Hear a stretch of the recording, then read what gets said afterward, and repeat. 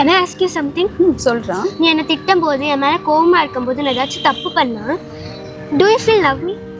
ஆமாண்டா, நான் எப்போவுமே தான் உன்னை லவ் பண்ணுவேன். ஃபார் எக்ஸாம்பிள், நான் உன் மேலே கோவமாக இருக்கும் போது, நீ ஏதாவது தப்பு பண்ணும் போது, இல்லை நான் அப்செட்டாக இருந்தாலோ, இல்லை நீ செய்கிற விஷயத்தை நான் ஏதாவது கரெக்ட் பண்ணும் போது எப்போவுமே தான் லவ் பண்ணுவேன். ஆனால் நீ என்னை திட்டும் போது you look so anchor. I feel you had me. உனக்கு என்ன பிடிக்காதுன்னு எனக்கு தோணுது. புரியுதுடா, ஐ டோட்டலி அண்டர்ஸ்டாண்ட். பட் என்னன்னா, நான் ஒரு விஷயத்தில் உன் மேலே கோவமாக இருக்கேன்னா இட் டசன்ட் மீன் தட் எனக்கு உன்னை பிடிக்காதுன்னு கிடையாது, இல்லை நான் உன்னை ஹேட் பண்ணுறேன்னு கிடையாது. நீ பண்ண அந்த விஷயம் தப்பாக இருக்கலாம், அந்த கோவம் வந்து அந்த விஷயத்து மேலேயே தவிர உன் மேலே கிடையாது. ஓகே, ஒரு எக்ஸாம்பிள். இப்போ நீ என்னன்னா எப்போவுமே ஃபோன் பார்த்துட்டு இருப்ப. சம்டைம்ஸ் நான் குடும்பமா போதோனாலும் கண்டினியூ பண்ணுவேன். அந்த டைமில் வந்து நான் உன்னை ஏதாவது கேட்பேன் இல்லையா? அந்த டைமில் யோசிச்சுப்பாரு. சம்டைம்ஸ் நான் உனக்கு ஃபோன் கொடுத்துட்டேன்னா நீ என்னை டிஸ்டர்ப் பண்ணாமல் விடுவேல்ல, என்னால் என் வேலையை என்னால் நிம்மதியாக பண்ண முடியும்ல.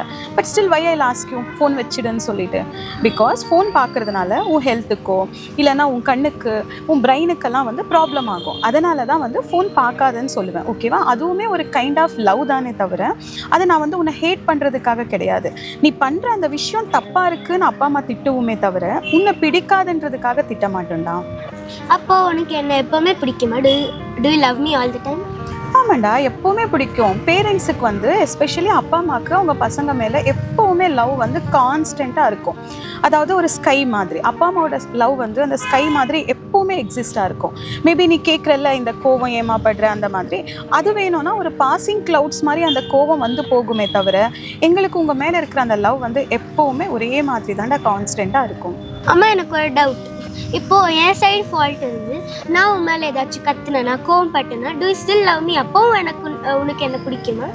ஆமாண்டா, ஏன்னா இப்போது எனக்கு ஏதாவது ஒரு பிரச்சனையோ இல்லை ஆஃபீஸில் நான் டென்ஷனாக இருக்கும் போது ஸ்டில் வீட்டுக்கு வந்தால் நானும் ஒவ்வொரு டைம் அப்செட் ஆகுவேன்ல, நானும் சம்டைம்ஸ் கோவமாகுவேன்ல.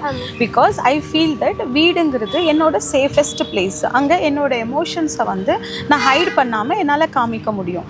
அதே மாதிரி உனக்கும் எப்பயாவது கோவம் இருந்ததுன்னா அதை எங்ககிட்ட எக்ஸ்ப்ரெஸ் பண்ணாமல் வேறு எங்கே உன்னால் எக்ஸ்ப்ரெஸ் பண்ண முடியும்? Even parents are your safest place இல்லையா? ஸோ நீ கோவப்பட்டாலோ இல்லை உன்னோட எமோஷன்ஸை நீ எங்ககிட்ட காட்டும் போது அப்பவும் நாங்கள் உன்னை லவ் பண்ணுவோம். And you have to understand only one thing.